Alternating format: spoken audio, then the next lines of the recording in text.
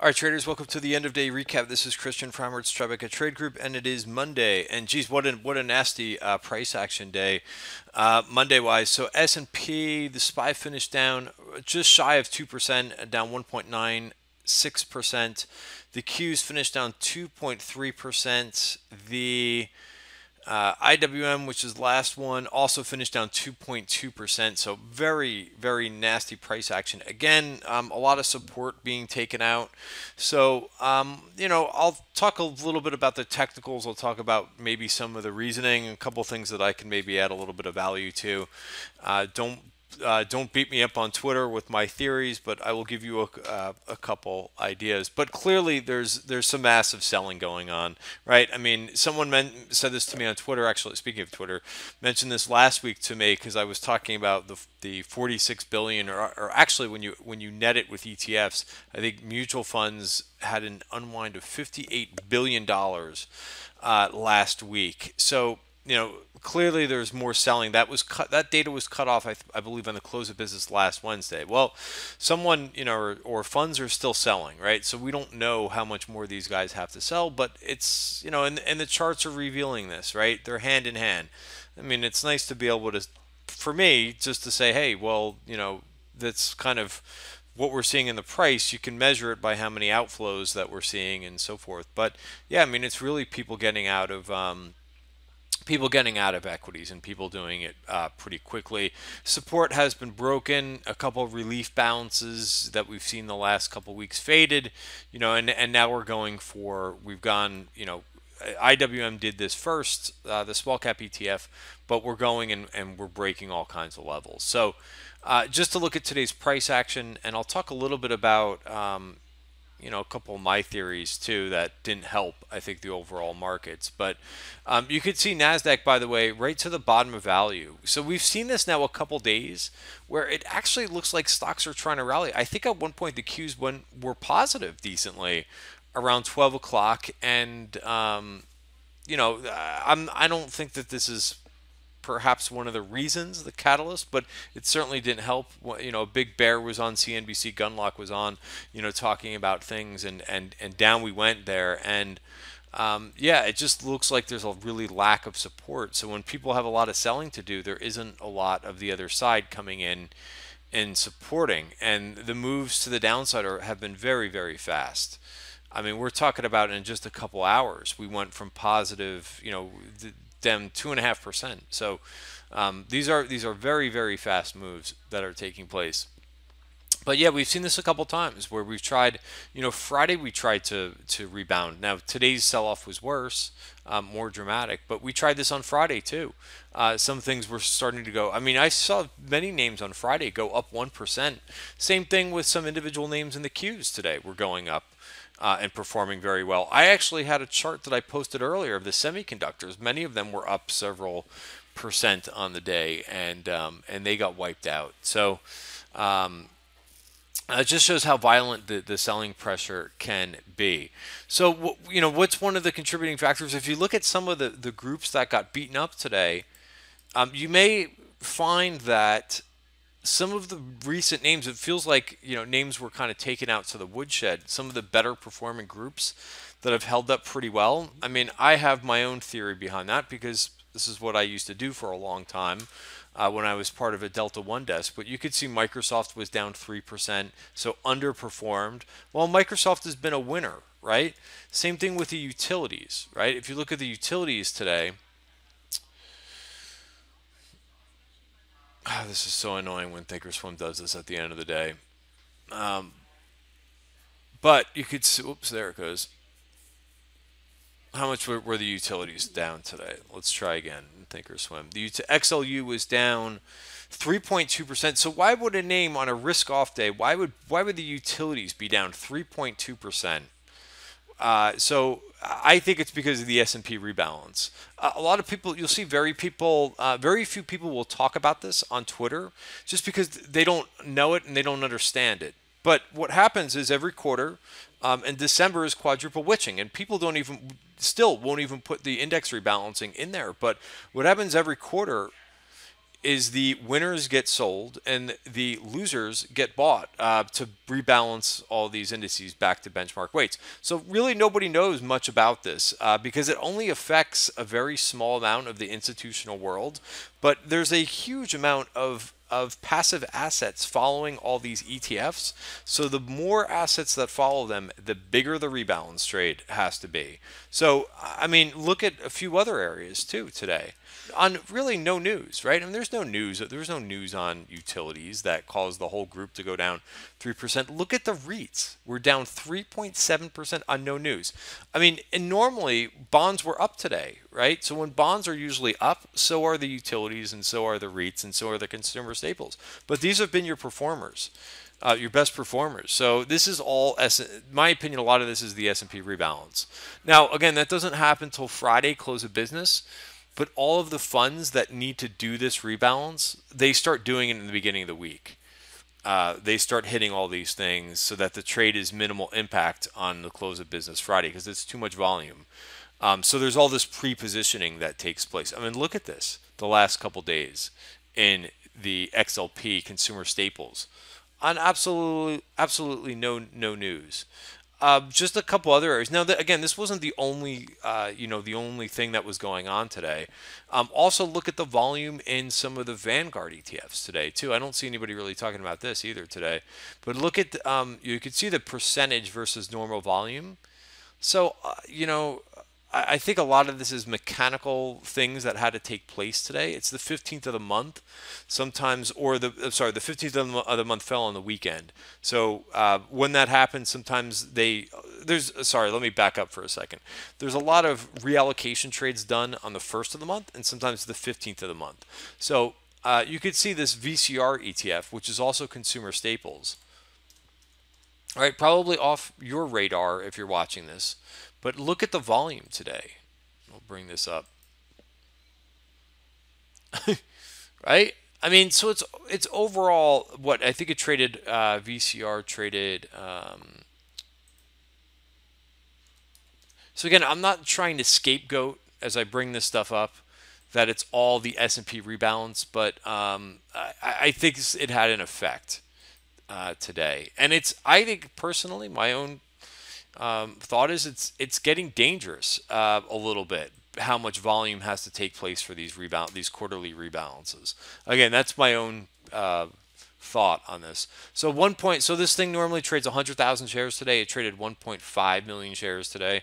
So what's the notional of that trade?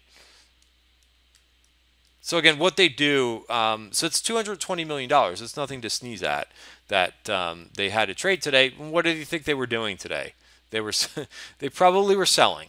Now what they do is, because the ETF is very illiquid, the ETF itself, right? The ETF only trades 100,000 shares today. You can see all the way in the top right. And it traded 1.5 million shares today. What they do is they trade the underlying basket. That's where they source the liquidity. Right, so they'll trade names like Amazon, Home Depot, McDonald's, Nike, Starbucks, Booking, right? So to facilitate a customer order, and then if you go into a couple other ones that saw these this whole group saw heavy volume. Look at the VAW. Now this wasn't the biggest record volume, but it was a lot in the material ETF. And what was the other one that I was looking at, which I just lost? VCR was the one that we went over that traded 16 times normal volume. Also, VDC is another one. I think that's consumer staples. I don't know the tickers on these. Yeah, consumer staples. Look at the volume on this one too today. So, huge. Big volume. Some of this did add up to $200 million. That is a lot of volume. So I mentioned you sell the winners for the S&P rebalance, and maybe somebody was doing a similar type of allocation model here. You sell the winners and you buy the losers. Well, what's been some of the worst performers of this year in sectors? The banks. How much were the banks down today? Still, they were down, but they were up for a while. They were only down 0.5%. Right, so somebody was probably buying a little bit of the banks today. Again, not the only trade out there, but I think for the most part they were outperforming. XLF was down 1%. KBE was down. I mean, if you look at the overall performance, right, of the S&P, I just said was down how much today? 2% today, and the banks outperformed. So I think that that trade was going on. Also, look at another technology group that's also done very well recently, the IGV, right? Software names, some of your best names so far this year, held up pretty well, down well over 3% today. And you're telling me the banks were down 60 basis points? so, so somebody is doing a lot of trading in the underlyings here. Not so much, again, the ETF itself, but the underlying companies in the ETFs. Also, look at the home builders, right? What did the home builders do today? They were down, again, 60 basis points. That's it. So these things are getting bought. So again, I'll say it again. I think I said it 2 or 3 times. Not the only trade going on for today. Clearly, there are some other things going on today being sold, but you could see right away that some of the worst performers year to date held up pretty well today, and some of the best performers got taken to the woodshed today. So I think part of that is due to that. What else today so I shot a midday video today, and I don't mind admitting when I'm wrong, but yeah, I mean, it looked like things were trying to turn midday, and we've seen that now a couple days, which I think I already went over the cues. But yeah, it's very tricky out there. I had an Apple trade on, and you got to get out of it quick if it starts to go. I probably hung on to it a little bit too long today. But I had a couple other trades that I got out of. Like, thank goodness, I traded Microsoft today too, and I got out of it really quickly. The value areas helped me, right? I actually bought it on the first, I think the first green bar, and I got out of it. I was just saying, hey, it's having issues with the bottom of value getting in. I actually got out of it here. I didn't get out of the very high, but I thought that was it. So again, you have to be super disciplined. It is a little bit easier. I was arguing with not arguing, but I was talking to somebody. Somebody had a question about option trading, and they said, "Hey, what are the best in this heightened volatility? What's the best way to trade, best option trades?" And I said, "Well, you have to keep in mind that the market makers, like everything, the option prices adjust." Right, the option prices will get more expensive the higher the VIX is. Right, the higher the volatility is, the higher the option prices. It's a component of option pricing. And I said this to somebody, and I said, just keep in mind, if you're looking for option strategies, just realize that options are now more expensive. I said some of the things that I do is sometimes trade call spreads. Sometimes I actually look to sell premium when option prices are this elevated. And somebody rebutted me, and they said, I disagree completely. And they said, it's a great time to trade options right now. And I never said it wasn't a great time to trade options. But you have to realize that these are facts, right? Option prices are more expensive right now. And if you trade stock, right, the actual, delta, if you're just trading stock, there's no component of volatility in the stock. So you can get bigger bang for your buck trading stock than you could a couple months ago. Right? It's the same notional, but stocks are moving faster. Option prices are moving faster too, but you're also paying a premium because the implied volatility is moving up. So, that's another thing that I've been doing a little bit more is trying to trade stock a little bit more in this environment, because at least if you miss here, right, because I was in next week's calls in Apple, right, and if you miss this stop and you got out here, the price of your option is going to rapidly decrease in your face, which is basically what happened to me. But if you're trading stock, you should be able to get out a little bit safer when you don't have the right way. Now, of course, if you bought puts right around here, right, you're going to make a killing with these moves, right? Even though that the option price is a little bit more expensive, or is more expensive, I shouldn't say a little bit, is more expensive than it normally is.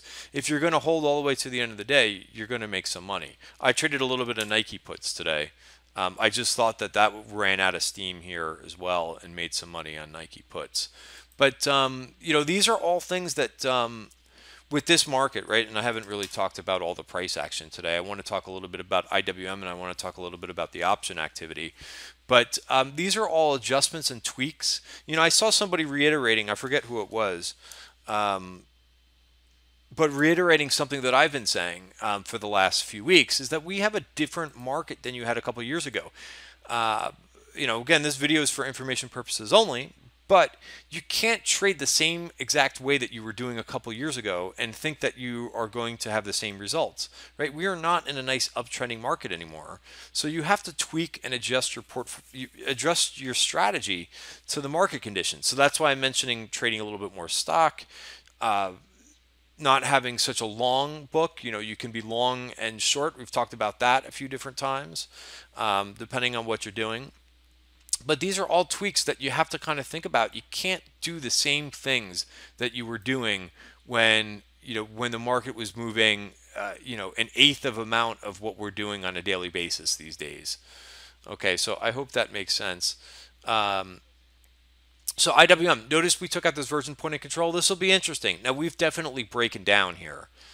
And maybe we do some back and filling here, but I really think that you kind of have to be patient. Again, it's the same, saying the same things over and over. You have to be patient and kind of let these moves. If you're not fully comfortable with trading on the short side, then you kind of just have to get out of the way a little bit and really reduce your size of what you're doing. Again, these are for people who are mainly in the bull camp.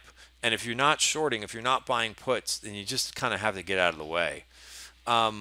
Interesting, some order flow in IWM today.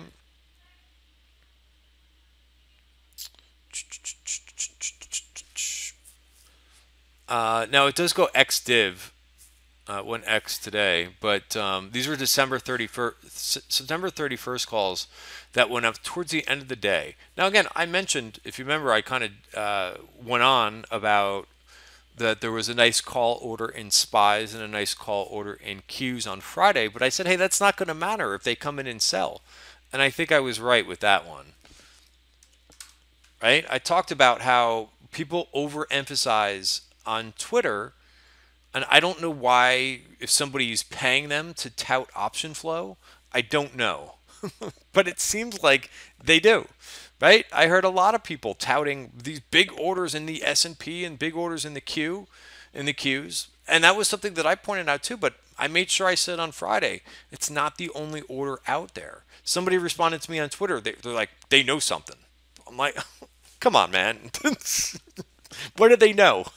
They're down huge in the hole on those two orders. So again, you could go countless times and look at how many hedge funds are down, who you're watching the flow from. All right, so just keep that in mind. So there was a lot of puts that went up too, a lot of two-way stuff. So you cannot be one-sided and say, oh, there was the calls that just went up. There's a lot of puts that went up in IWM too today, especially early on. A lot of puts in the Qs this morning. And then they started going after a lot of different things. There was this big IWF order. So again, you have to kind of put this, if you're going to look at the call flow, you're not going to look at the put flow. I mean, you kind of have to see this was a big order. This is IWF. This is growth names. This went up right about an hour after we started selling off. January 132, 127 put was bought, right? No open interest on these. And that's about almost $1 million order, about a $900,000 order that somebody did, right? So you can't just say, oh, yeah, they bought IWM calls today. Whoa, what do they know? Well, look at the put orders, too. They were huge, some of them. Big order in IBM puts. I just don't get it. I don't get how some guys will only look at, looking at all of the, day's flow in a microscope. I don't know, but but yeah, I mean, we saw some more cores today. Maybe that worked for a day trade. They're going all the way to January 21. So there was a lot of flow on both sides. Is the main point here, and then you can kind of look at levels. So if you want to go long, clearly this is like knife catching with IWM, but if you want to go long versus IWM versus that version point of control, I mean, that's a trade idea if you're really into knife catching. Did I take that trade? I bought a 2 lot, a $500 trade. That's it. And because I'm getting out of the way of this market volatility. So really, really small size. Is that my average size of a trade? No. But it's too much market volatility to really take a big shot at anything right now. All right, so that's it for today. I hope that kind of maybe shed some light on some of the sector moves today and some of the price action. But yeah, I mean, my one other message in the newsletter this weekend was, give it some time. The trend has obviously been broken, and we're taking out lows, so this has gotten worse. But you got to give it time for this to get straightened out a bit, and then you can kind of continue. But this is high volatility right now. All right, guys. So thanks for watching the video. Have a great night. See you tomorrow.